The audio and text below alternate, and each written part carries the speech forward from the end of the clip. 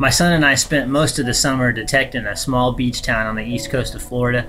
We did pretty good. Unfortunately, we didn't have a waterproof camera, so we didn't do any live digs, but I think everyone's going to enjoy all the stuff that we dug up. First, let me show you what we used to dig everything up. Here are the tools that we used this summer. Got a brand new CTX 3030. Works really, really good in the salt water. I have an old Excalibur 1000 model, great beach metal detector. Awesome. It looks pretty old and beat up, but it does a great job. And for retrieving, we use this Nuttall stainless steel scoop. Can't beat it. As you can tell by this video, we did a lot of digging. This is, I think, around 50 pounds of lead that we dug up from the beach and the river, all kinds of other stuff. But this is lead. I'm not sure why it's in this big conglomerate like it is, but it is. Comment if you know. Yeah, if you know why or what it is, let us know. That'd be cool. We got a lot of questionable stuff. The weirdest thing we found was what we think is an old iron ingot.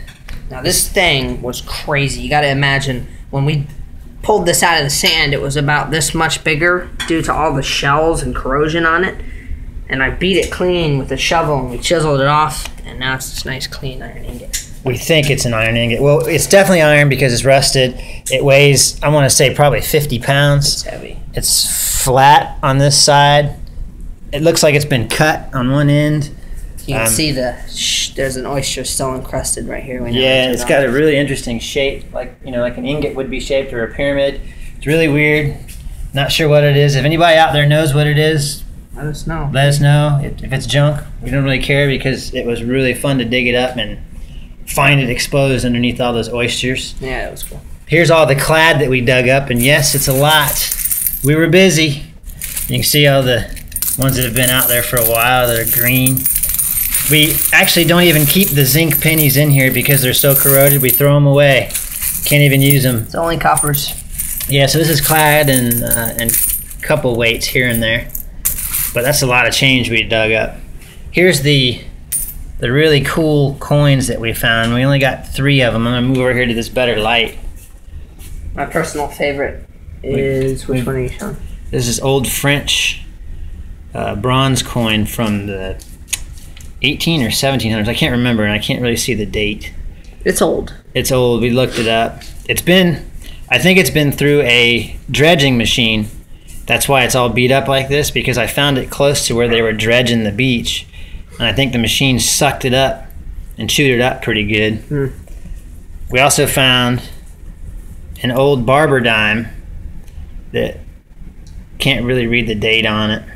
It's so corroded. But you can see the face, the head on there. And then my personal favorite.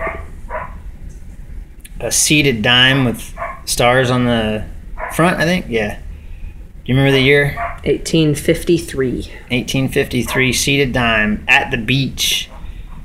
Originally thought that thing was just like a regular penny, but can't really see the date, and my camera's not focusing that great, but nonetheless, that's probably one of the coolest. So those are the good coins. Here's all the jewelry we dug up. This is all scrap silver, earrings, chains, pendants, charms. You name it. You name it, it's in there. Fake earrings, but this is all either marked silver or questionably silver. It'll go to the silver scrap pile. These are all the junk rings. Well, we call them junk. They're still pretty cool.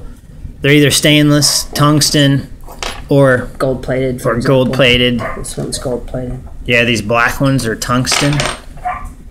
Stainless, more tungsten. There's like a titanium. They're not worth a lot, but they're kind of cool to look at. Yeah, it's always cool finding a ring at the beach. Got the stainless steel bracelet.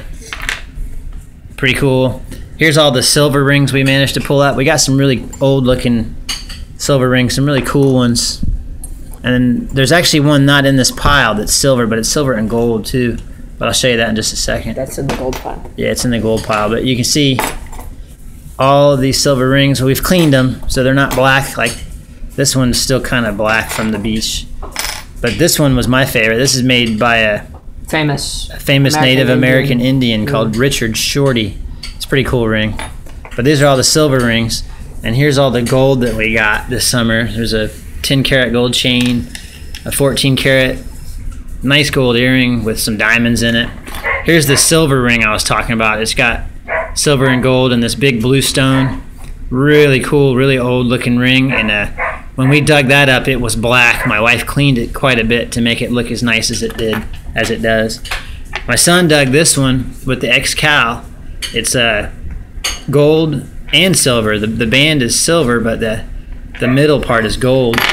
Got a new video game with that. Yeah, here's a couple gold bands, some more gold bands. Actually, this is silver. I don't know why it's in that pile. This was a first for me.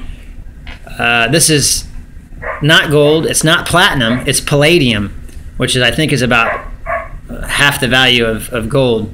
But I've never dug a palladium. The Excal found this one in some really deep sand. This gold ring looks like an antique. It's pretty cool. And then we got this white gold half carat ruby with some diamonds on the side. So that was our beach stuff for the summer of 2013. If you like it, like the video, subscribe. Comment. If you know what any of this stuff is that we don't know what it is, let us know. This thing especially. Yeah, the big old, what we think is an ingot. It's pretty cool. It was hard getting it out of there because it's very heavy. Boom, and like I said, boom. or like he said, he had to clean it quite a bit to get it, in this shape. There I was in the middle of a beach beating a rock with a shovel. Yeah. All right. Thanks for watching.